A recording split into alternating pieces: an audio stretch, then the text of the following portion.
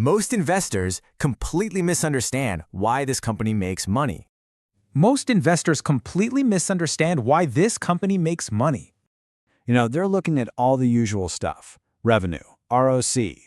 But the real power, the thing that actually drives this business, is hidden somewhere else entirely. And look, if you don't get this one part, you'll simply never know if this stock is a compounder, or if it's a trap that's just waiting to quietly break.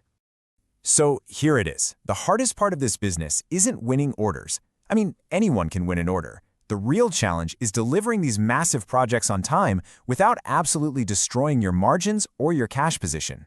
And when they get that right, that's why the margins stay stable. That's why their customers don't just jump ship to the lowest bidder. And yeah, that's why the cash is supposed to just keep on coming in. Okay, but what could still break this whole thing? I'm going to walk you through it, and I'll give you my final, hard decision at the very end. All right, let's get into it. The real moat. And believe me, it is not what you think. This is something the market is completely ignoring. See, the money here isn't made by landing the biggest, flashiest order. No, it's made by ruthlessly, and I mean ruthlessly, controlling these 5 choke points.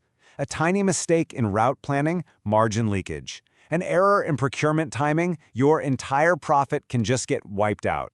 You're late on site, boom, penalties. And if your billing discipline gets sloppy, well, your cash flow just collapses. This is it. This is the whole game. It's where Transrail either lives or dies. So what's the moat? Here's the absolute core of it. It's not their brand, it's not some patent, it's not even their size.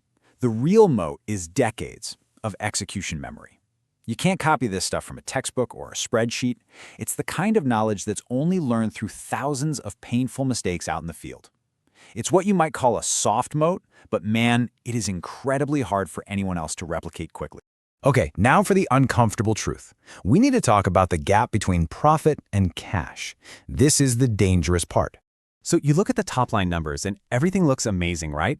Revenue is soaring, EBITDA is super strong. This is the shiny object that gets most investors excited. And why not? It looks like a company that's just firing on all cylinders, winning huge projects. But here's the reality that, again, the market is totally ignoring. The cash from operations, it's not keeping up with that beautiful EBITDA growth. And let me be really clear. In this business, profit without cash is just a lie waiting to be exposed. This right here, this can break the business. Because if those profits on paper never turn into actual cash in the bank, they might as well be fiction. And you want proof? Here it is. The receivable days are creeping up. This is your first silent red flag. Now, it looks small, but it's dangerous. It means it's taking longer to get paid by customers. And every single day that a payment is late, the risk just gets bigger and bigger. That profitable contract on paper, it's really just an IOU. This leads us right into the management danger zone. This is that tricky moment when success can actually become a trap. So the promoters, they hold a massive stake, over 71%. That gives them ironclad control. No activist investor is going to push them around. But you have to ask yourself, is that a sword or is it a shield?